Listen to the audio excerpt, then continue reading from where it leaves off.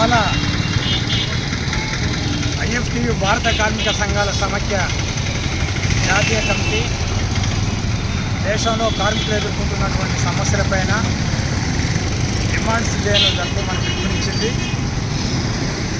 ఇవాళ కేంద్ర ప్రభుత్వం కనీస వేతన చట్టాలు అమలుపరచకుండా అరకొర జీతాలతోనే ఇవాళ కార్మిక వర్గాన్ని అనేక దోసలు పెడుతుంది.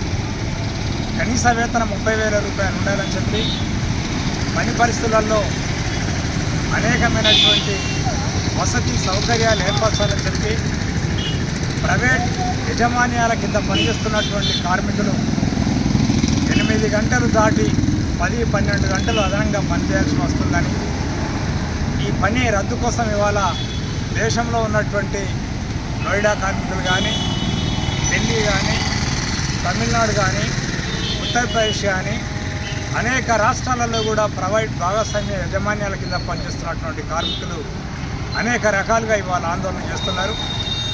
ఈ ఆందోళనకు ప్రధానమైనటువంటి కారణం ఇవాళ కేంద్ర ప్రభుత్వం అనుసరిస్తున్నటువంటి కార్మిక వ్యతిరేక విధానాలే కారణం.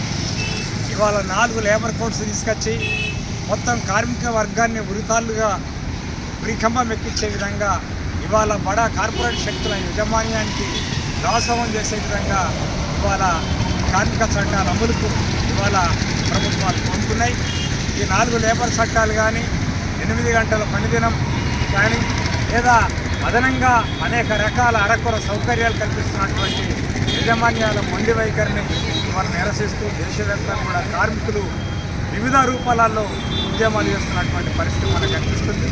కనుక ఆయా రాష్ట్రాల్లో కొనసాగుతున్నటువంటి ఉద్యమాలకు ఐఎఫ్టియు సాంఘీభావం ప్రకటిస్తుంది.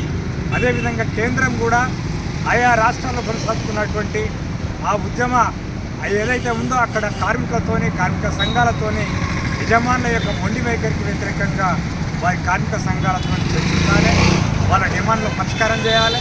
అదేవిధంగా ఈ 4 లేబర్ కోడ్స్ కూడా రద్దు చేసేటువంటి పరిస్థితిని కూడా పునరాలోచించాలని చెప్పి ఐఎఫ్టియు జాతీయ కమిటీ ఇచ్చినటువంటి పిలుపు భాగంగా ఇవాళ పెద్దపల్లి జిల్లా కమిటీ నుంచి గోదావరిఖనిలో నిరసన తెలియపరచడం జరిగింది. మరొకసారి వెంటనే మొత్తం ఉత్తరాదిలో కొనసాగుతున్నటువంటి కార్మికుల యొక్క సమ్మెకు మేము సాంఘీభావం ప్రకటిస్తున్నాం. 4 లేబర్ కోడ్లను రద్దు చేయాలి, 30,000 కనీస వేతనం అమలు చేయాలని మరొకసారి ఐఎఫ్టియు జాతీయ కమిటీ తరఫున కేంద్ర ప్రభుత్వానికి విజ్ఞప్తి చేస్తున్నాం.